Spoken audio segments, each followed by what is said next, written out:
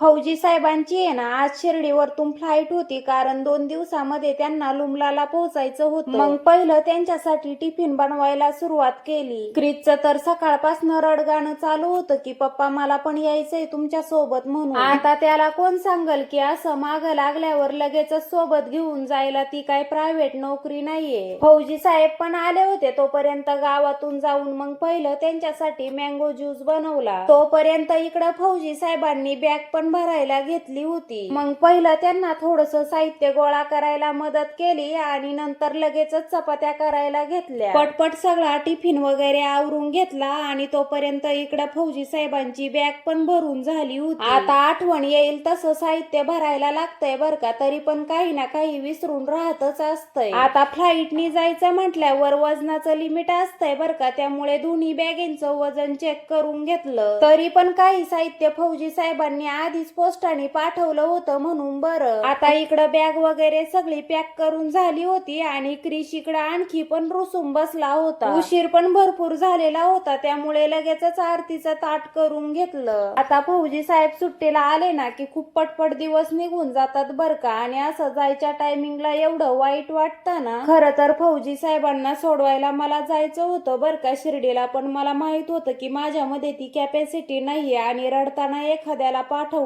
ते पण बरोबर नाही. इकडं पहिलं पप्पाच्या लाडक्या लेकीने त्यांना ओवाळून घेतलं आणि नंतर आम्ही सगळ्यांनी ओवाळलं. आता बोल बोल करता लेकरं पण एवढी मोठी झाली, कसं आहे ना सुखाचे दिवस आणण्यासाठी आधी थोडंफार दुःख तर सहन करायलाच लागणार ना. इकडं क्रिसचं तर आणखी रडणंच थांबत नव्हतं. आता त्याला रडताना बघून माझ्या पण डोळ्यात पाणी येत होतं. कसं तरी फौजी साहेबांनी त्याला समजवलं आणि आता उशीर पण भरपूर झालेला होता. मग लगेचच फ्रेंडला बोलवून घेतलं. फौजी साहेब सुट्टीवरून निघाले ना की वाईट तर एवढं वाटतं ना की पण काय करणार, कधी कधी काही गोष्टींना नाईलाज असतो. फौजी साहेब गेल्यावर अजिबात करमत नव्हतं बर का. मग बसले होते बेडवर एकटीच रडत. तेवढ्यात आला फौजी साहेबांचा कॉल. ते शिर्डी विमानतळावर पोहोचले होते. मग त्यांच्या सोबत थोड्याशा गप्पा मारल्या, तेव्हाशी कुठं थोडस बरं वाटलं. इकडं क्रिश आणि खुशीचं चालू होतं फ्लाईट बघायचं काम.